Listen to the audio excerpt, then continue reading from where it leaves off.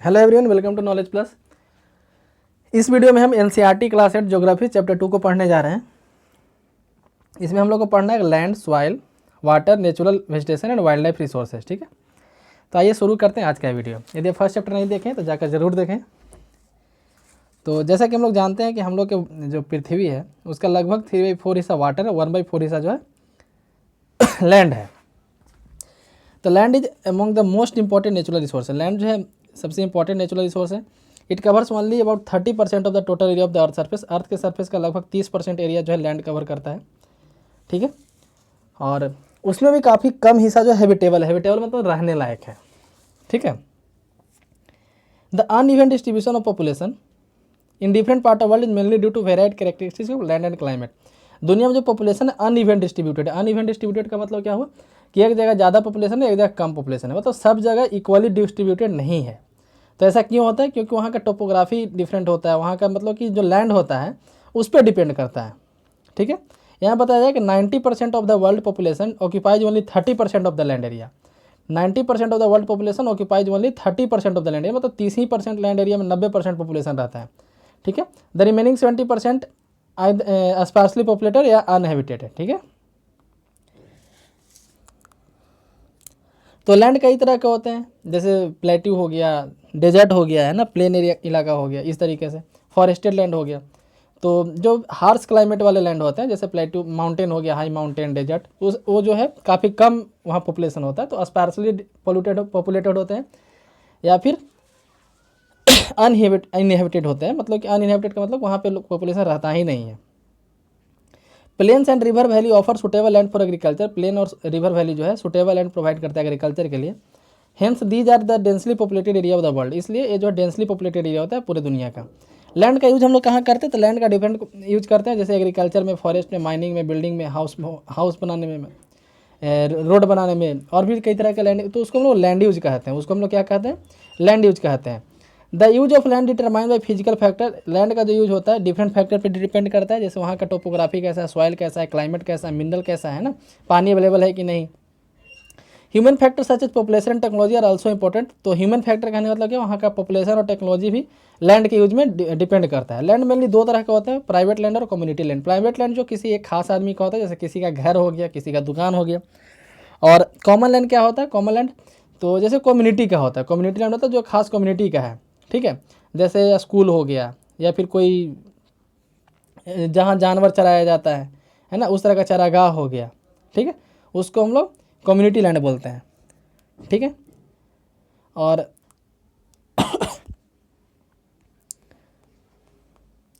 Next है conservation of land resources. तो actually हो क्या रहा है अभी कि लैंड का काफ़ी यूज किया जा रहा है डिफरेंट पर्पस के लिए, जैसे कॉमर्शियल कॉम्प्लेक्स बनाने के लिए, दुकान खोलने के लिए।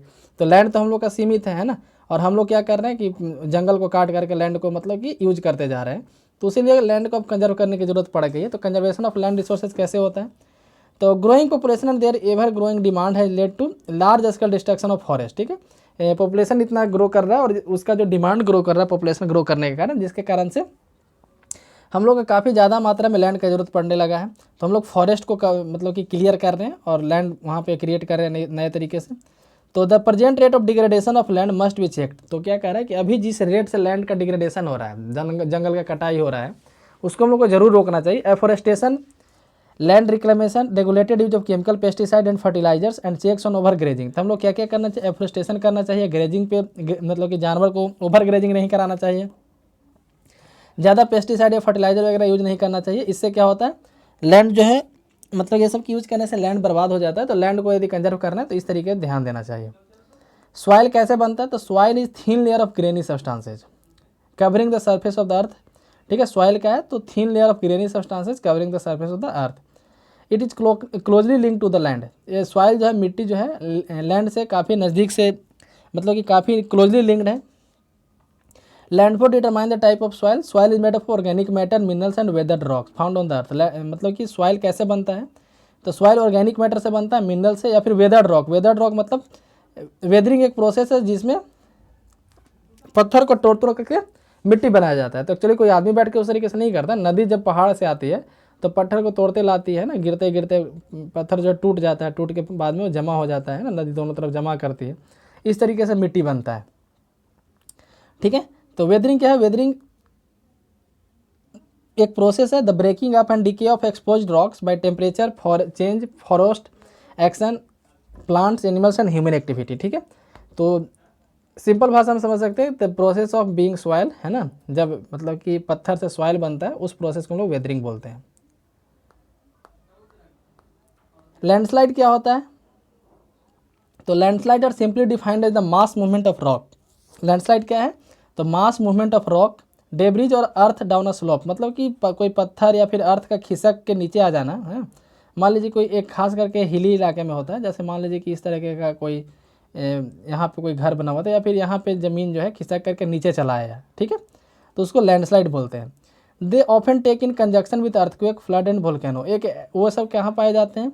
तो ऐसे एरिया में पाए जाते हैं जहाँ पे अर्थक्वेक ज़्यादा आता है या फ्लड ज़्यादा आता है, वोल्केनो ज़्यादा आता है। ठीक है, तो उसको हम लोग लैंडस्लाइड बोलते हैं। यहाँ पे आप देख सकते हैं किस तरीके से सॉइल का फॉर्मेशन होता है, मतलब सॉइल का क्या क्या स्ट्रक्चर होता है। सबसे पहले नीचे, सबसे नीचे पेरेंट रॉक होते हैं, उसके ऊपर वेदर्ड रॉक मटेरियल, मतलब कि पत्थर का कुछ टूटा हुआ मटेरियल, उसके ऊपर सब सॉइल होता है। सब सॉइल में क्या क्या होता है? तो बालू होता है, फिर ऑर्गेनिक मैटर वगैरह होते हैं, और सबसे ऊपर जिस पे हम लोग रहते हैं इसमें ह्यूमस पाया जाता है ना। तो इस तरीके से आप देख सकते हैं सॉइल का लेयर जो डिफरेंट होता है। Factor of soil formation, soil formation क्या क्या फैक्टर है? तो the major factor of soil formation are the nature of parent rock. सबसे पहला फैक्टर है पेरेंट रॉक, मतलब किस पत्थर से वो मिट्टी बना है। ठीक है, और climatic factor. Other factor are topography, role of organic material, कितने ऑर्गेनिक मटेरियल उसमें है, कितना टाइम लगा है सॉइल फॉर्मेशन में, सारे बात पे जो है सॉइल का फॉर्मेशन डिपेंड करता है। जैसा कि आप यहाँ पे चार्ट के माध्यम से देख सकते हैं कि सॉइल पे क्लाइमेट का क्या क्या है। तो temperature, rainfall influence, rate of weathering and humus formation, time यानी कि determine thickness of soil profile, flora and fauna, microorganism affect the rate of humus formation, तो जितना ज़्यादा माइक्रोऑर्गेनिज्म होगा उतना जल्दी ह्यूमस बनेगा। रिलीफ यानी कितने हाइट पे बना है, कैसा स्लोप था। पेरेंट रॉक, पेरेंट रॉक से क्या क्या पता चलता है? तो कलर पता चलता है, टेक्सचर पता चलता है, केमिकल प्रॉपर्टीज पता चलता है ना। परमिएबिलिटी यानी कितना पानी को पास करने देता है, ये सब पता चलता है। तो सॉइल के फॉर्मेशन के ये सब फैक्टर हैं। पेरेंट रॉक से क्या मिलता है इसको, क्लाइमेट से इसको क्या मिलता है ना। नेक्स्ट यहाँ degradation of soil and conservation measure. Soil का डिग्रेडेशन होना है ना, यानी सॉइल को डिग्रेड होना और किस तरीके से उसको कंजर्व किया जाता है, हम लोग यहाँ पढ़ सकते हैं। तो soil erosion and depletion are the major threat to soil as a resource. Soil को यदि रिसोर्स की तरफ देखें तो सॉइल इरोजन और डिप्लेशन ये दो मेन थ्रेट है। थ्रेट करने मतलब कि एक तरह से संकट है बोल सकते हैं। ठीक है, both human and natural factors can lead to degradation of soil. Human भी और नेचुरल फैक्टर दोनों सॉइल के डिग्रेडेशन के लिए जिम्मेवार हैं। Factor which lead to soil degradation और आर डिफोरेस्टेशन। क्या क्या फैक्टर है? तो deforestation, overgrazing, overuse of chemical fertilizer, pesticide, rain wash मतलब कि बारिश के पानी से धुल जाना, लैंड स्लाइड, फ्लड, ये सब जो है सॉइल डिग्रेडेशन का फैक्टर है। तो हम लोग उसको रोकने के लिए क्या क्या करते हैं? तो सबसे पहले देखिए मल्चिंग करते हैं। मल्चिंग एक्चुअली क्या होता है कि मान लीजिए कि यहाँ एक पेड़ है, यहाँ एक पेड़ है, तो इसके बीच का जो मिट्टी है उसको किसी चीज़ से ढक देना है ना, मतलब कि सूखे हुए पत्ते से, पुआल से, है ना, बीच में भर देना उसको, तो उसको हम लोग मल्चिंग बोलते हैं। तो the bare ground between plant, जो दो प्लांट है उसके बीच का जो खाली ग्राउंड है उसको एक ऑर्गेनिक मैटर से, जैसे स्ट्रॉ हो गया या फिर सूखा हुआ पत्ता हो गया, ये सब के मामले से भर देना है ना, तो उसको हम लोग मल्चिंग बोलते हैं। इससे क्या होता है? तो मॉइस्चर जो इस बीच वाले सॉइल का जो मॉइस्चर होता है वो बचा रह जाता है। ठीक है, वो रिटेन रहता है। नेक्स्ट है काउंटर बैरियर्स। ये क्या होता है? The stone, grass, soil are use to build barriers along contours, trenches are made in front of the barrier to collect water. तो इस तरीके से यहाँ पे आप देख सकते हैं एक काउंटर प्लॉइंग के बारे में दिया है। तो इसी तरीके से किनारे पे स्टोन, ग्रास वगैरह उगा देना है ना, पत्थर का एक बना देना लेयर, या फिर घास उगा देना ताकि मिट्टी कट करके बहे ना। Rock dam, rock dam are piled up to slow down the flow of water. क्या करता है? वाटर का स्पीड जो है, जितना स्पीड पानी रहेगा उतना जल्दी मिट्टी को काट कर ले जाता है, तो उसका स्पीड को स्लो करने के लिए रॉक डैम बनाया जाता है। तो जैसे नदी किनारे रॉक डैम बना देने से गाँव में बाढ़ वगैरह नहीं आता है। ठीक है, तो वो भी एक इसका मेथड हो गया। टेरेस फार्मिंग, सीढ़ी नुमा खेती, तो खास करके आसाम वाले इलाके में किया जाता है। टेरेस फार्मिंग करने से जो मिट्टी होता है वो डायरेक्टली नहीं कटता है ना, धीरे धीरे, तो उसका पानी का स्पीड कम होते जाता है, तो स्पीड कम होने से मिट्टी कम क्वांटिटी में कटेगा, तो उसको टेरेस फार्मिंग बोलते हैं। इंटरक्रॉपिंग, इंटरक्रॉपिंग का मतलब क्या? लगातार फसल उगाए जाना, और एक ही फसल लगातार नहीं, डिफरेंट फसल को उगाना। तो different crops are grown alternate row, है ना, are sown at different time में, जैसे अभी मान लीजिए चावल कटा, उसके बाद कोई दूसरा फसल लगा दिया, फिर तीसरा फसल, फिर से चावल, फिर दूसरा, फिर तीसरा, इस तरीके से। तो उसको इंटरक्रॉपिंग बोलते हैं। मतलब मिट्टी को काफ़ी खाली नहीं छोड़ना ताकि पानी उसको बहा कर ले जाए। नेक्स्ट है काउंटर प्लॉइंग। काउंटर प्लॉइंग तो ploughing parallel to the contours of hill slope. Hill slope के पैरेलल में प्लॉइंग करना, मतलब कि हल जोतना, ताकि पानी का जो स्पीड है स्लो हो जाए। एक नेचुरल बैरियर की तरह वर्क करता है। स्लोप से जो पानी आता है उसको मान लीजिए उसी के पैरेलल ऐसे ऐसे हम लोग प्लॉइंग कर देंगे तो उससे क्या होगा, पानी धीरे धीरे जाएगा और मिट्टी कटने से बच जाएगा। Shelter belts in the coastal area and dry regions, rows of trees are planted to check the wind movement to protect soil cover. हवा से भी मिट्टी जो है सॉइल इरोजन होता है, विंड से भी होता है।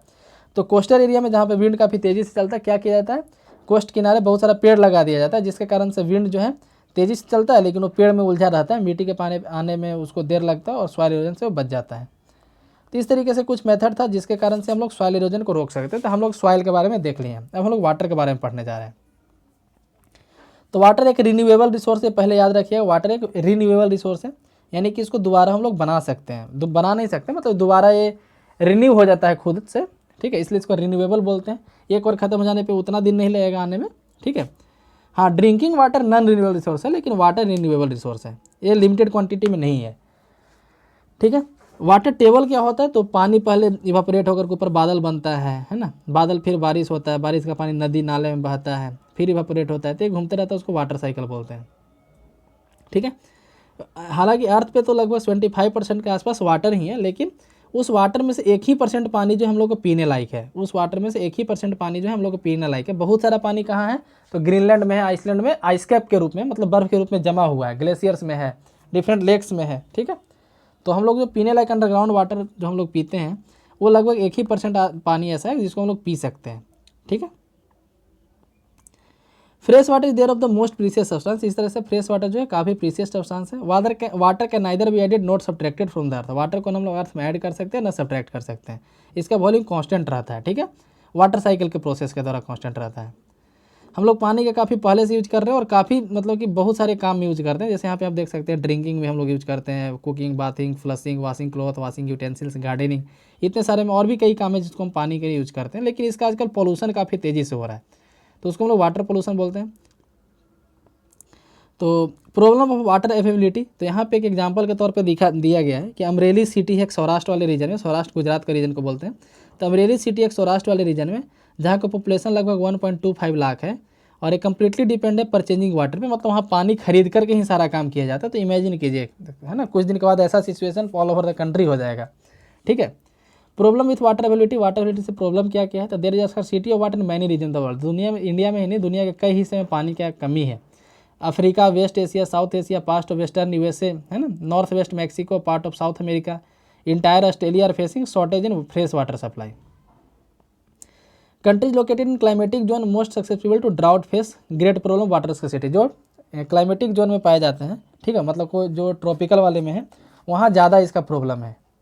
हम लोग कंजर्व कैसे कर सकते हैं इसको, तो कंजर्वेशन ऑफ वाटर रिसोर्स है, तो हम लोग डैम बना करके access to clean and adequate water source in major problem, है ना, उसके लिए हम लोग क्या करते हैं, नदी के पानी को रोकने के लिए डैम बनाते हैं। डैम से फिर सिटी में पानी को भेजा जाता है डिफरेंट कैनाल के द्वारा, फिर वहाँ पे उसको फिल्टर करके घरों में भेजा जाता है। इस तरीके से हम लोग केमिकल सब्सटेंस का ना यूज करेंगे, है ना। Most of the chemicals and are non biodegradable reach human body through water.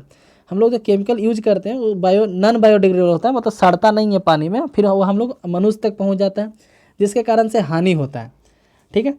तो हम लोग को इसको बचाने के लिए क्या करना चाहिए, तो फॉरेस्ट उगाना, एफोरेस्टेशन करना चाहिए, है ना।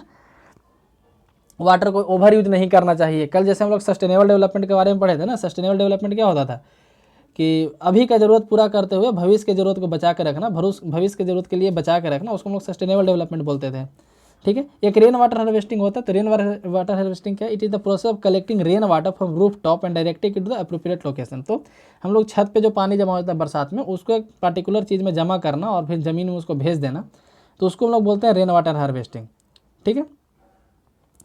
अब next natural vegetation and wild life, ये क्या है, तो हम लोग पढ़े थे बायोस्फीयर के बारे में, पिछले क्लास में भी पढ़े थे कि जहाँ पे हाइड्रोस्फीयर, लिथोस्फीयर और एटमॉस्फेयर तीनों मिलता है उसको हम लोग बायोस्फीयर बोलते हैं, ठीक है। तो बायोस्फीयर ही वो जोन है जहाँ पे लाइफ एग्जिस्ट करता है, ठीक है। और बायोस्फीयर में सारे लिविंग बींग एक दूसरे से इंटर रिलेटेड है, इंटर डिपेंडेंट है, मतलब सब एक दूसरे पे डिपेंडेंट है। तो इस पूरे प्रोसेस को हम लोग इकोसिस्टम बोलते हैं, उस सिस्टम को हम लोग इकोसिस्टम बोलते हैं। वेजिटेशन और वाइल्ड लाइफ भी एक वैल्यूएबल रिसोर्स है। Plant provide S timber, plant हम लोग लकड़ी प्रोवाइड करता है, मेडिसिन प्रोवाइड करता है, शेल्टर प्रोवाइड करता है, ठीक है। एनिमल से हम मतलब एनिमल शेल्टर प्रोवाइड करता है एनिमल को भी, आदमी को भी। ऑक्सीजन प्रोड्यूस करता है जो हम लोग सांस लेते हैं। मिट्टी को कटने से बचाता है, ठीक है। तो इस तरीके से मतलब कि वाइल्ड लाइफ हमारे लिए काफ़ी इंपॉर्टेंट है। वाइल्ड लाइफ में एनिमल भी आता है, कोई ज़रूरी नहीं कि सिर्फ प्लांट ही आता हो, ठीक है। एनिमल आता है, बर्ड आता है, इंसेक्ट, यहाँ तक एक्वेटिक लाइफ के भी जो जीव जंतु वो भी आते हैं। हम लोग क्या प्रोवाइड करते हैं, मिल्क, मीट ऐसा प्रोवाइड करते हैं, ऊन प्रोवाइड करते हैं। इंसेक्ट जो हम लोग को हनी, जैसे हनी प्रोवाइड कराता है।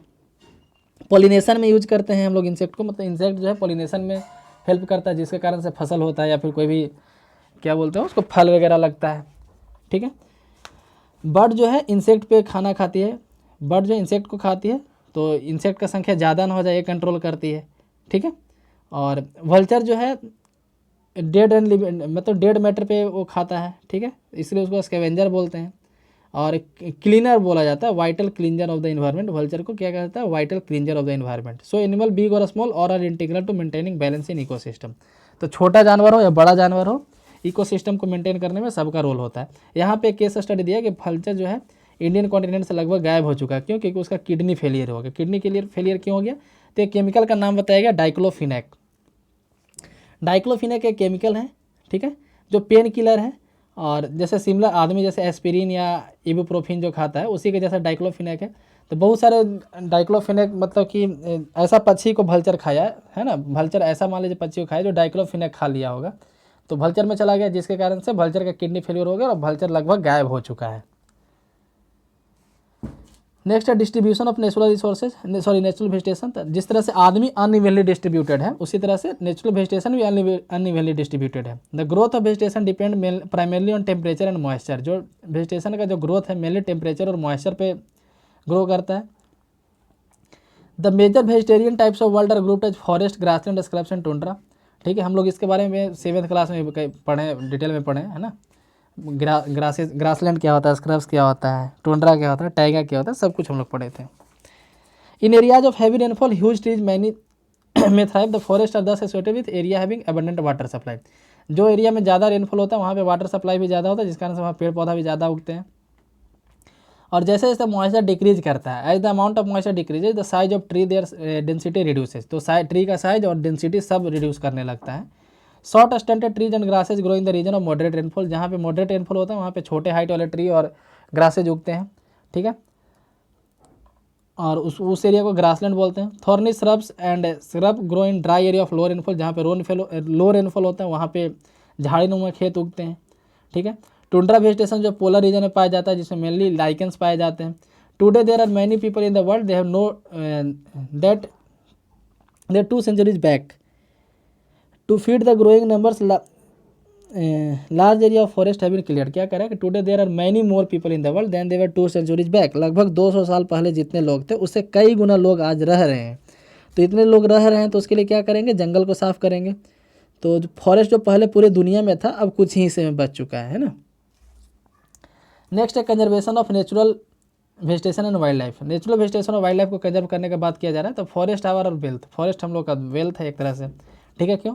क्योंकि फॉरेस्ट एनिमल को शेल्टर प्रोवाइड करता है, इकोसिस्टम को मेंटेन करता है। क्लाइमेट और ह्यूमन इंटरफेरेंस के कारण उसका लॉस होता जा रहा है, ठीक है, हम लोग काटते जा रहे हैं।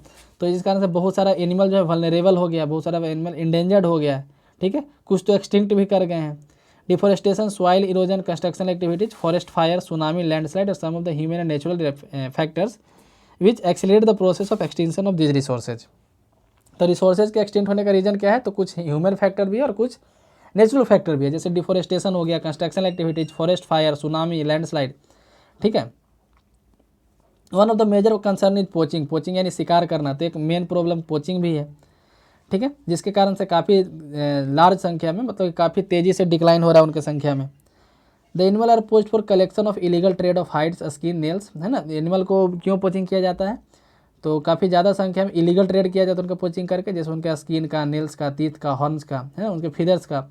सम of these animals are tiger. कौन कौन एनिमल को किया जाता है उसमें कुछ का नाम यहाँ दिया गया, जैसे टाइगर का किया जाता है, लायन का, एलिफेंट का दांत के लिए किया जाता है, डियर का, ब्लैक बक का, है ना, इस तरीके से। तो इन सब जानवर जो मतलब उनका पोचिंग ना हो या फिर वो कंजर्व होकर के रहें, उसके लिए नेशनल पार्क सेटअप किया जाता है, वाइल्ड लाइफ सेंचुरी सेटअप किया जाता है। नेशनल पार्क क्या होता है? तो एक प्रोटेक्टेड एरिया, ठीक है। वाइल्ड लाइफ सेंचुरी बहुत सारे नेशनल पार्क को मिलाया जाता है, मतलब नेशनल पार्क 3-4 नेशनल पार्क को मिला करके वाइल्ड लाइफ सेंचुरी बनाया जाता है। वाइल्ड लाइफ सेंचुरी हम लोग क्या समझ सकते हैं कि चेन ऑफ नेशनल पार्क ऐसे बोल सकते हैं। तो national park, wild life sanctuary, biosphere reserve are made to protect our natural vegetation and wild life, ठीक है।